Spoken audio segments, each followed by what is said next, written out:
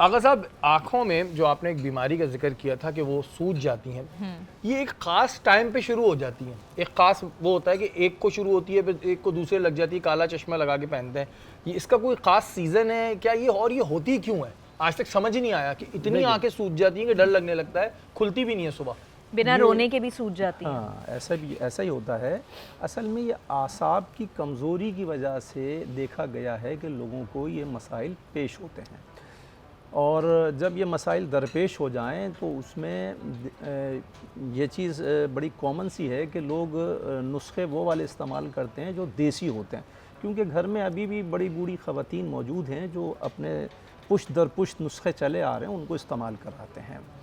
देखिए, इसमें मैं एक चीज़ अर्ज़ कर दूं कि अगर आँखों के पपोटे सूज जाएं या आई बैग्स बन जाते हैं, है ना, उसमें आप क्या करें कि एक तो काजल का इस्तेमाल ना करें, ठीक है, और थोड़ा सा फाका करें, मतलब ग़िज़ा दिन भर में ज़रा थोड़ी सी कम खाएं, और जब ग़िज़ा खा लें उसके बाद बेलगिरी एक फल होता है, ज़रा उसकी जो स्किन होती है बड़ी सख्त होती है, पत्थर जैसी होती है, इसीलिए उसको बेलगिरी कहते हैं।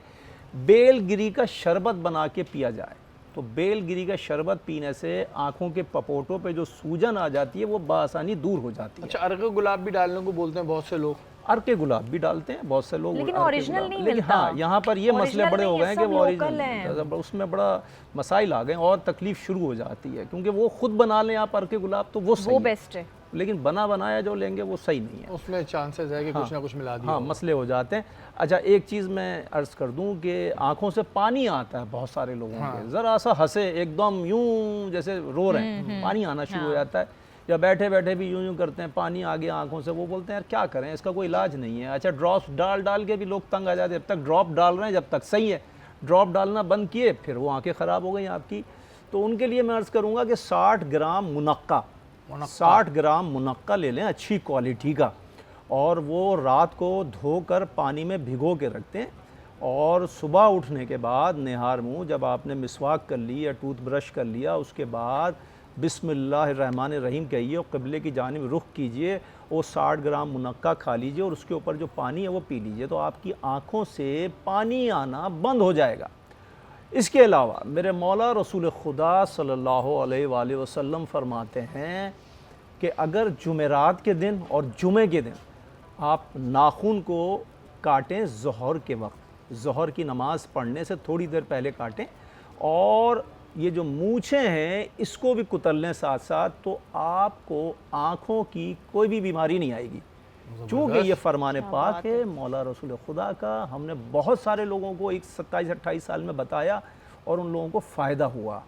अच्छा, जर्द कलर के जूते, यानी कि अगर आप थोड़े से येलो कलर के जूते अगर आप पहनते हैं या लाइट ब्राउन पहनते हैं, उससे आँखों की बीमारियां नहीं होती हैं, और अगर आप ब्लैक पहनते हैं उससे आँखों की बीमारियां होने का ख़तरात बढ़ जाते हैं। ये भी रिवायात में सारी इसका भी किताबों ताल्लुक है में, इनसे। बिल्कुल, ये सब रिवायात में ये बातें आपको जगह जगह मिलेंगी, मतलब मैं तो बता रहा हूँ, लेकिन आप जाके चेक कर सकते हैं किताबों के अंदर।